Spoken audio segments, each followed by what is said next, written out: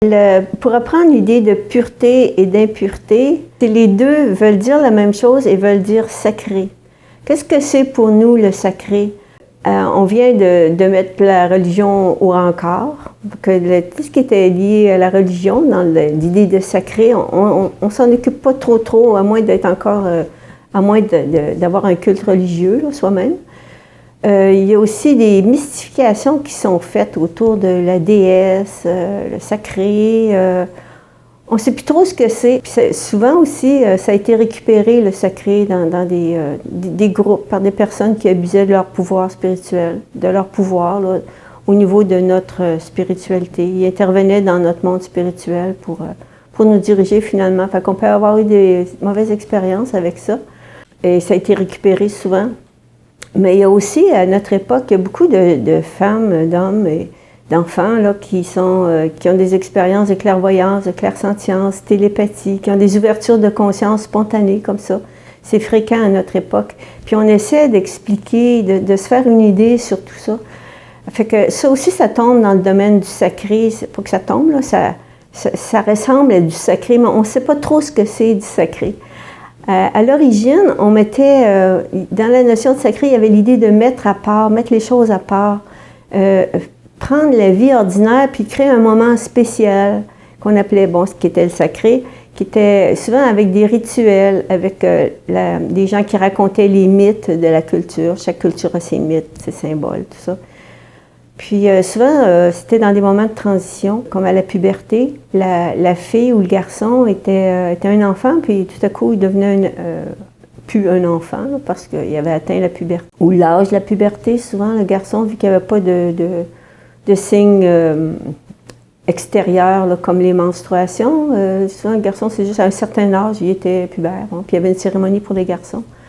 Bien, les moments de transition, c'est des moments où on n'est plus dans l'ancien état, ni dans le nouveau. On est dans une zone floue.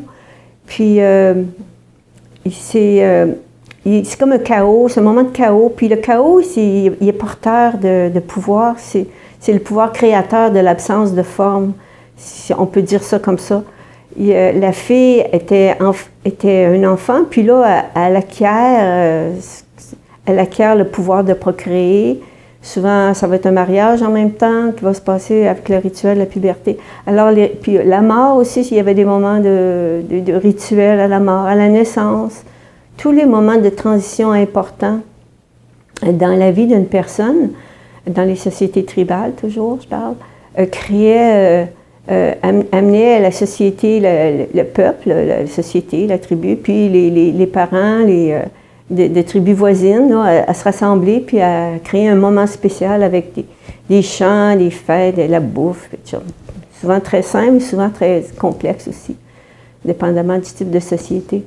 Fait que c'est de là que vient l'idée de sacré, puis le pur, l'impur, ça dérive, là, c'est très très ancien, ça dérive de cette idée-là primordiale. Ensuite, les hommes ont exclu les femmes dans les sociétés en transition vers le patriarcat, les sociétés patriarcales, ont exclu les femmes des postes de pouvoir, d'autorité, de prestige, puis les femmes automatiquement n'avaient plus tellement droit au chapitre.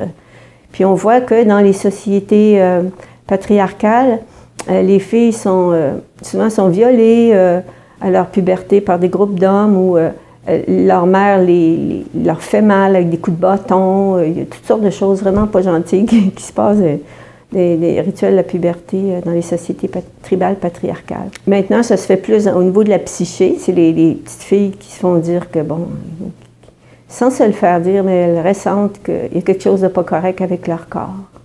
Il y a une violence là-dedans.